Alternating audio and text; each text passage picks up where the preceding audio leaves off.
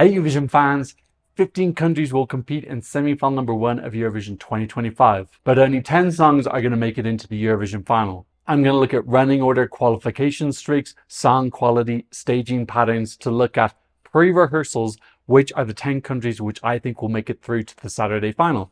So let's kiki. Hi, my name is Tom. I'm an Irish Eurovision analyst, and you can find all of this stuff on my Eurovision channel. So lots of exciting videos coming up in April. Obviously, I'm going to do the same video for semi-final number 2 as well. I'm also going to do a video of my top 30 favorite songs. Thank you to everybody who voted in the national final poll. That's still open if you still want to vote in it, but I'm going to do a results video for that as well in the next week. So keep an eye out for that and a lot more. Subscribe down below. It's free. Okay, quick introduction in case you haven't seen my prediction videos before. I'm going to split it into 5 categories. They are definitely yes, likely yes, borderline yes, and then the countries I don't think are going to qualify at this point in time, I'm putting in borderline no and likely no.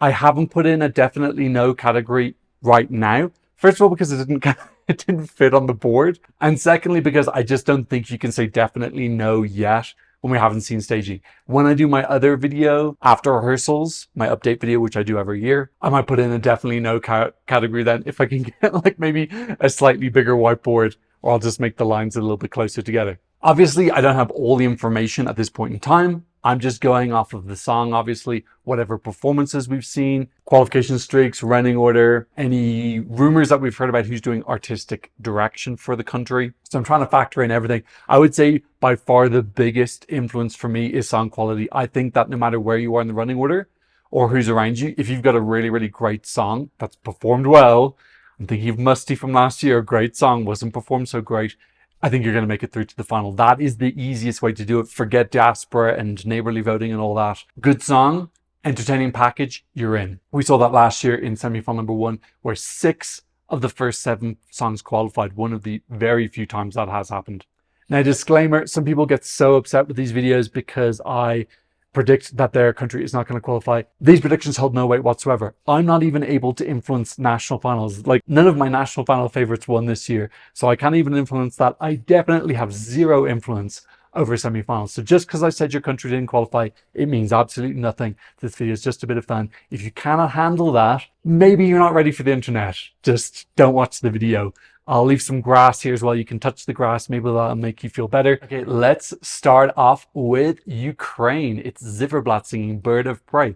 Ukraine on a plus 14 qualification streak. That's 100%. They qualify every single year because they send the most wonderful packages. Good artists, good singers, really exciting creative staging. They've got a lot of people who are working behind the scenes who are super freaking talented. There's solidarity going on now, definitely, with Ukraine, and especially what happened earlier this year where some parts of America kind of turned their back in Ukraine. I think Europe's going to be even more wanting to show their support. I don't think that's necessary. Ukraine are able to qualify on their own, but when you factor all those things in together, this is a definite yes for me. 5th in the running order, if you don't include the automatic qualifiers, I think is an okay slot for them. I think it's very unique, it stands out, very, very strong performance. I love the color palette in this. The orange to blue ombre, I think also is very unique. And we just know that Ukraine's got fantastic staging direction every single year, year after year, non-stop. They've never been outside the top 9 of a semi-final. They've never been in that 10th slot. That's not happening this year. We're going to see Ukraine in the final. Let's stick with yellow and blue. I'm just trying to move the magnet around, and it is Sweden, Kaising Barabadu Bastu. This is not only going to qualify, this will likely win the semi-final. This is an absolutely wonderful entry.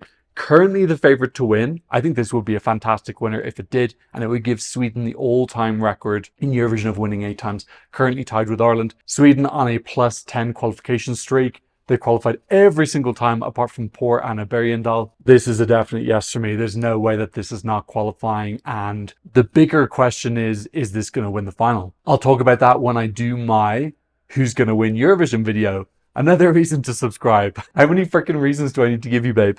Okay. Oh, I actually made a list. Why don't I just stick to my video guideline that I created? Okay, let's mix it up a little bit. Let's talk about Croatia. Now, this is an interesting one because Croatia on a 2 qualification streak with Let 3 and Baby Lasagna. So they kind of turned things around after previously being 4 non-qualification streak. So this is a tough one. I think in terms of song quality, like I said, is one of the main characteristics. I don't know if this is one of the top 10 songs in the semi-final.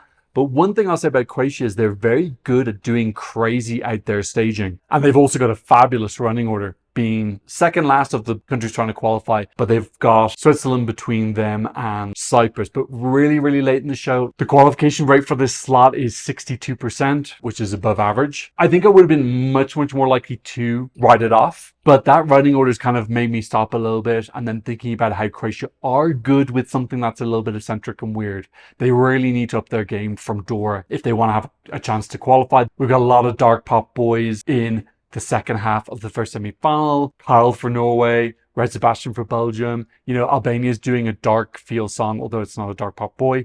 And then we've also got Cyprus as well. So this is really, really crowded. It doesn't super stand out for that reason. For that reason, and the song quality, I'm putting this in as a likely no. But I'm ready to move it up if they can really wire with staging. He's got great vocals. He did a great performance in Eurovision and concerts. So he's going to sing better than he did in Dora. But the staging needs to be wired. I think they really need to go like quite crazy. The same way they did with Let 3 and Baby Design. I think they need to keep up that craziness. And this could qualify and keep them on the streak. So this is a real test for the Croatian delegation. You know, I talk a lot about qualification streaks because it shows that there are some delegations who can take borderline songs and qualify them. They can do just enough to make it special and get across the line. And this is a real test for the Croatian delegation. Have they become a really strong delegation, or did they just have two really good songs in the last 2 years? Who is next? What am I doing with this freaking board? Let's go to Estonia. It's Tommy Cash singing Espresso Macchiato. Getting a lot of hate in the community. I think that's interesting because you have your Eurovision bubble world and then you have your kind of like real world. This feels like one of the songs that has the most polar opposite in those two different worlds.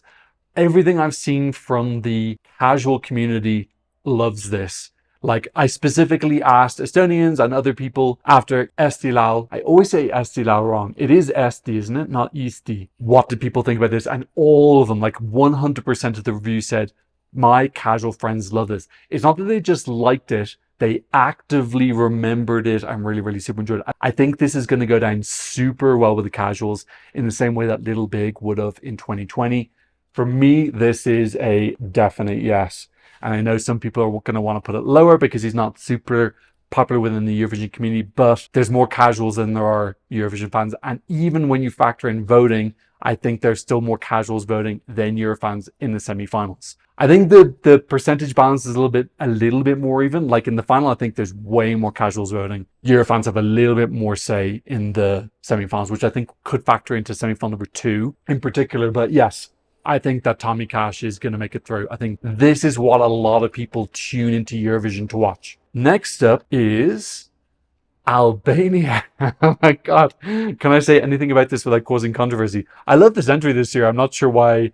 Yeah, I'm not even going there. Really, really wonderful entry this year. Again, song quality is really good. You're going to get through. Plus, we know that the Albanian diaspora, I think, is really going to get behind this when they've got something I feel is really representative of their culture. I feel the Albanian diaspora is more mobilized with that. It's got a great running order slot in the second half. The only female vocalist who you can vote for. We've got Zoe for Switzerland as well, but you can't vote for her. And Beatrice comes after a streak of 8 male artists.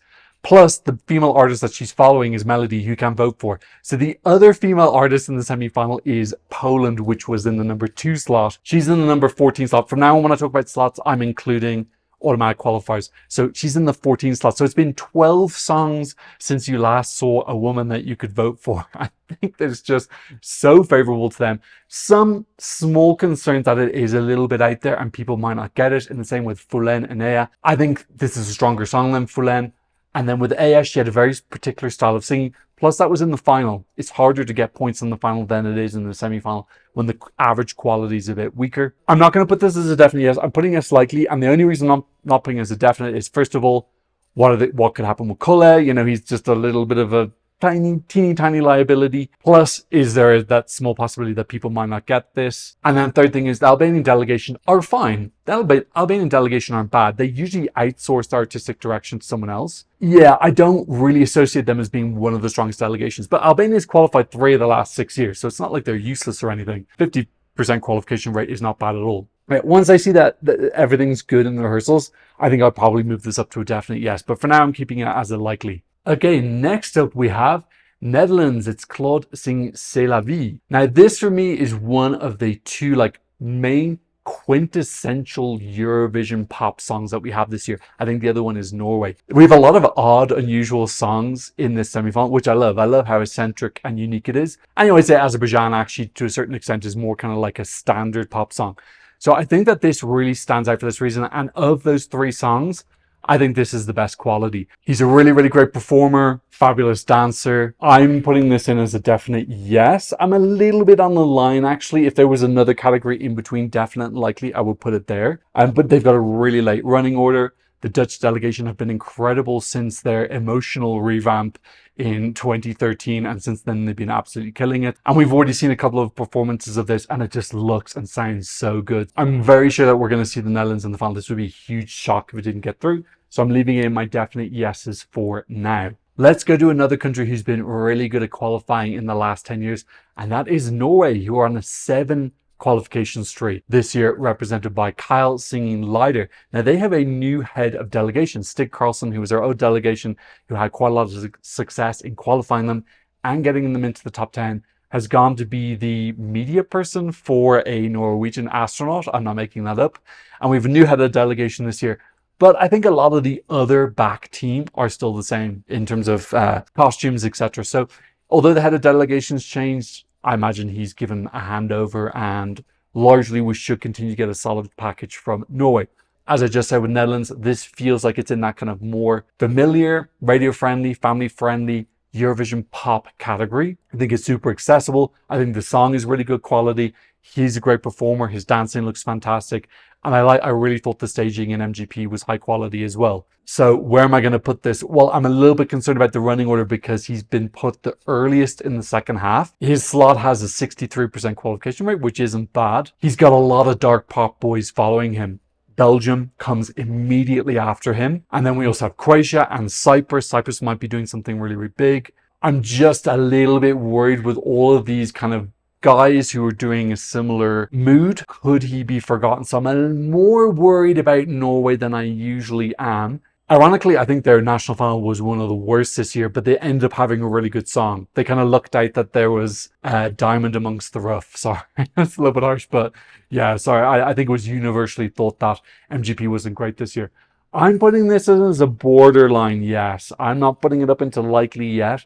We need to see what the staging is. And also, I kind of want to watch the whole show and see, do I still remember him by the time I get to the 18th song? I think his strongest aspect is this broad appeal. I think they should go really broad, family-friendly appeal with this. You don't get a 7 qualification streak out of nowhere. Norway know what to do. They know how to get across the line. Last year, though, they came 10th in their semi-final. So, that was a little bit more of an eccentric song. This feels a lot more safe. Just very unlucky in that it's been drawn semi-final number 1, which is so male heavy. This feels like one of the biggest dangers to Norway's streak since they didn't qualify Agneta Icebreaker in 2016. Let's go to our 8th entry, and that is Slovenia. It's Clemencine. How much time do we have left? Not a great running order slot. 3rd. Used to be the worst slot as of last year, but both songs qualified from the 3rd slot last year. Sylvester Belt for Lithuania and Marina Sadi for Greece. So you can qualify if the song is good enough. Is this song good enough? I want to think of it as a little bit of a wild card. Now, the Eurovision community, like I spoke about earlier with the bubble, tends to really underrate male vocalists, particularly male ballads. So I do feel like the disinterest in this is slightly disproportionate to what it will be from the public. His staging in the national final had the bit where he went upside down, and it was interesting. If you watch that video back on YouTube, you can see where interest in the video peaks, and you can see that interest peaked and then it tailed off again. I think they need to have that upside down bit, but also have something interesting at the end as well. If they solve that puzzle, I think this actually has a shot. He's a pretty entertaining person. He's got a lot of experience. So I think that he can take on quite an ambitious staging and pull it off and sell it. Some of his staging was a little bit goofy, when he's doing the wings, when he's talking about flying. Let's just ban wings and flying from Eurovision lyrics, please. My gut at this point is that this is going to be a borderline no. But I will not be surprised if this does make it through. Like I said, this is the type of thing that I think the Eurovision community underrates, and then the casuals are a little bit more open to, but it has to have a wow moment at the end. You know, he's the only true male ballad in the semi-final. Italy are there as well, but you can't vote for them. That uniqueness could help them out. They need to do something wow. I'm basically just not writing it off, but I think it would be a little bit of a surprise. I think I'd probably almost put it halfway between borderline no and likely no. Okay, halfway through, let's take a very short break and remind you, please subscribe to me on Instagram. I'm posting there more often, and I'm going to be posting there really regularly during Eurovision week, so go subscribe now. Let's go to our 9th country, and that is Belgium. It's Red Sebastian singing Strobe Lights. Now, I think it's going to be fashionable this year to say that this is a non-qualifier, especially after what happened last year with Belgium, with Musty. Got to keep in mind that was a different broadcaster. So I'll flash the graphic up on the screen. You can see that Belgium has 2 different broadcasters. The Flemish broadcaster VRT, which is doing the staging this year. And then we have the French broadcaster RTBF. And you can see which songs that they did. So it was the French broadcaster which was responsible for Musty, and Blanche and Eliette Loïc Noité. So you can see actually both of them have hits and misses. It's not like one is significantly better than the other. But if you look at the Belgian broadcaster, they're on a little bit of a hot streak. Hooverphonic staging the wrong place, I thought was utterly elegant. Really fantastic staging. And then Gustav staging, because of you, was a total success to take him from a borderline qualifier to 7th place in the final. Absolutely incredible 7th place for Belgium. That was a song that a lot of people have written off, including myself. But then you see Senek from 2018, which was an absolute disaster. But then 2016, Lord Tesoro, What's the Pressure was wonderful. So yeah, like it's pretty inconsistent. Neither of those Belgian broadcasters are really wonderful. He's a great singer though. It seems like his vocals matured a little bit. This feels like a song that the Eurovision bubble, I think, will like a lot more than the casuals. I'm not saying casuals won't like it. I just think the Eurovision bubble likes it more, in the same vein as Adrenalina and last year with We Will Rave. I feel like this is in that category as well. Last year, you all told me that We Will Rave will qualify, so I put it into my qualification list and it did qualify. I'm trusting you guys again this year. I'm going to put this as a borderline yes, with the caveat that he needs to hit the vocals well. I think he could be heavily affected by how Cyprus does. If Cyprus absolutely knocks out of the park, I think I'd be a little bit tempted to move this down or make it a bit more iffy. Of course, both of them can qualify. It's not like it has to be one or the other, but I feel like there's a huge overlap between these two in just who the guys are and the sound of the song and the energy and who they're trying to appeal to. This is one of the very many unknowns that we have. When we see rehearsals, if Cyprus are kind of flopping a little bit, I think I'm much more comfortable putting this up into a likely yes. This was, at one point, the favourite to win. Not specifically him, because the song wasn't chosen yet. But Belgium used to be number 1 in the odds earlier on in the season. I think it'll make it through. The Belgian delegation is going to want instant redemption after not qualifying last year. Next up, let's go to Portugal. It's Napa singing Deslocado. We just saw their performance in Eurovision Concert. I just did my review video of that. Go check it out. That didn't really give me much more hope, because really all there was lighting. There was nothing on the LEDs. I think they need to tell a story on stage if they want to make it through, because the lyrics of the song are wonderful. Being homesick, away from home and yearning to go back. Really beautiful theme that applies to a lot of people. But they need to translate to non-Portuguese speakers, which is basically everybody outside of the rest of the world vote, which should have a lot of Brazilians in it. I didn't see that in the Festival de Canção staging, but that was targeted at a Portuguese audience. So let's see if they can evolve. Portugal on a 4 qualification streak, and if there's anyone who can stage cool, calm songs, it's Portugal. That's their niche, that's their specialty. They qualify Grito and Sadate Sadate and the Batmamba. These are all more mellow songs, and they have really great staging for all of them. So I wouldn't put it past Portugal, but with current information, which is the staging from Festival de Canção, it's too sleepy. This is snoozy, sleepy. So I'm putting it in the borderline no section. Now, the reason I'm putting it likely no is because of Portugal's incredible record and their ability to stage these type of songs successfully. And those last 2 years when they qualified were televote only as well, keep in mind. Black Mamba did have jury. They're coming after Sweden, which some people think is an advantage, some think is a disadvantage. I see both sides of the story. I think the advantage is viewership is going to be really high because so many people will tune in for Sweden. And then if they don't like Sweden, they have a really obvious contrast after that. Other people saying that Sweden's just going to make this look like really boring. I can see both arguments. I think you can have some people feeling one way and other people feeling another way. The more eyes you have on the Portuguese song, the better. Still, I think this could potentially be the end of Portugal's 4 qualification streak. Let's go to Cyprus, who've qualified 8 of the last 9 years, despite having a population of 1.3 million, which is absolutely and utterly incredible. They have found this routine is a bit of a harsh word, strategy of sending, again, kind of more safe pop song. Actually, this year's a little bit more out there for them. It's a little bit darker. It's got a little bit more of an EDM feel. They tend to be in that previous category I spoke about with Netherlands, Norway, and Azerbaijan. So they're going a little bit outside their comfort zone this year, which I do like. It's going to be staged by Sergio Hyen. A lot of people, including me, were super surprised to see that this was chosen to close the show, which implies to me that the staging is pretty wow. I actually guessed Belgium in my prediction video, and I think it could potentially have come between Belgium and Cyprus. By the way, it's Red Sebastian's birthday during semi-final number 1, so if you're thinking who to give your last vote to, maybe throw it towards the birthday boy to help him qualify. But anyway, back to Cyprus. It could have been potentially that the producers were trying to decide between Belgium and Cyprus's package was more wow. So I have to admit, I would have put this as a borderline no initially, but because it's been given such an incredible running order slot, the qualification from slot 18 is 89%. Plus Sergio Hyen, he's only done one staging at Eurovision Ireland, so we have to wait and see, was he a one-hit wonder? I don't think he is. I think he's got the talent. So I'm expecting something kind of super wow for this. So for that reason, I'm putting this in as a likely yes. Now, the other factors as well is that Cyprus has qualified 8 of the last 9 years. So this delegation knows how to do a broad appeal staging. The only one non-qualification was Ella. That staging was so flat. I think Marvin Dietman did that staging and it was just flat.com. So yeah, this I think is going to be more exciting. Right at the end of the show, optimal thing. So I've moved them from borderline no up to yes after the running orders release. Let's wait and see though. Maybe there's another reason why they were put last. Maybe it's just because they've got a big prop, or there was some logistic reason and actually the stage show isn't that wow. And then I might put them down again. Okay, let's go to the other Theo Evans and the lady. Let's go to the other lady in the semi-final, and that is Justyna for Poland singing Gaia. Not a great running order, slot number 2 in the running order, and then Melody comes a little bit after her in slot number 5. So not ideal, but remember last year, 6 of the first 7 songs qualified from semi-final number 1. Poland actually was the only one that didn't. But I felt like Luna the Tower wasn't the most exciting song. It was a little bit mid, kind of in the same vein as Ali Alexander. This feels much more exciting. I think a lot of people tune into Eurovision for this kind of like fun, over-the-top, epic, great costumes. Really reminds me of Wild Dances from Ukraine. Beautiful violin part, cool LEDs. This is just pure entertainment.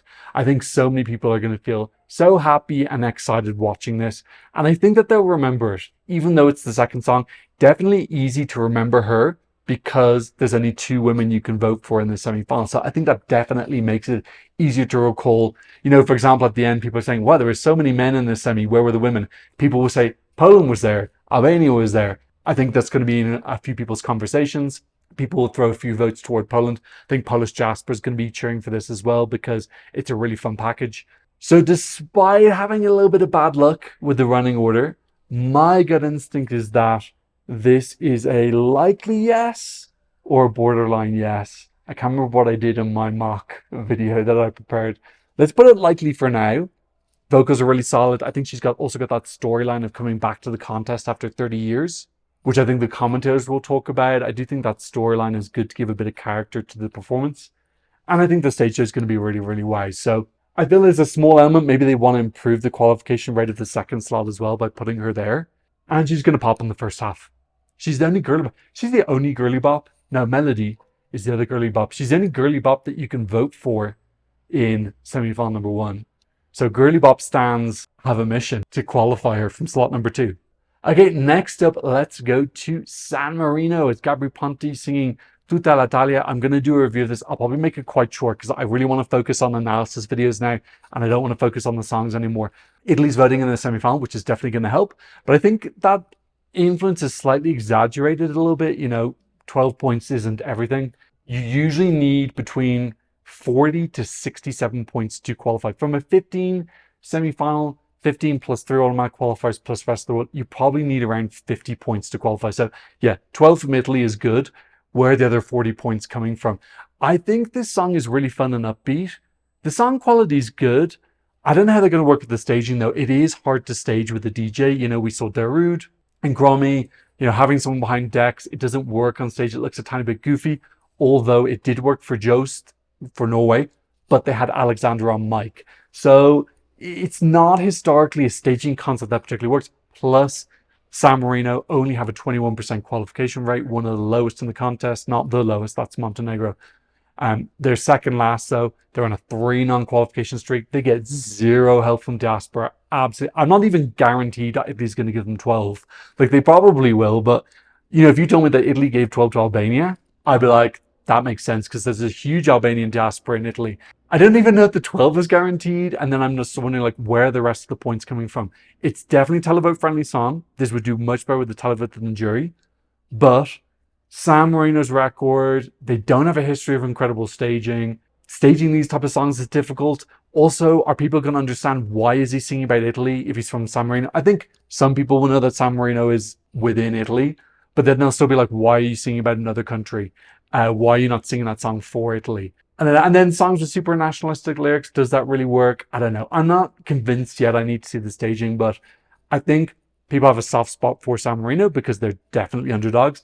My gut instinct, though, at this point is that this is a borderline no. Yeah, same with Stripper as well. I remember Stripper being such a super fun package with Achille Lauro, and I was like, wow, that was really, really wonderful. That's got to qualify. And it came 15th. So people just don't show up for San Marino usually. Even Adrenaline, I think, was 9th or 10th. Yeah, no, sorry, Stripper came 14th, 46 points away from qualification. Now, that was when there was a jury. Did he qualify with the televote? Nah, he came 12th with the televote and 13th with the jury, so Achille Lauro wasn't even close, and I thought that was such an entertaining package. Yeah, Adrenalina only came 9th, although she did open the semi-final. So yeah, I don't know. I just don't think people show up for summer. If there was a big fan support for this, maybe we'd get through, but I think that the Eurovision fans are going to be focused more on like Belgium and Poland and Albania and other songs that they're kind of more committed to. This doesn't feel like it has full fan commitment. So we have 2 countries left. They are Azerbaijan, Mama Gama, Run With You, and Iceland, Vibe Row. I just did my review for this. Running order. Iceland's opening the show. Azerbaijan are much later. So I think Azerbaijan have a advantage there. I think viewership goes up during the semi-finals. That's just my personal opinion.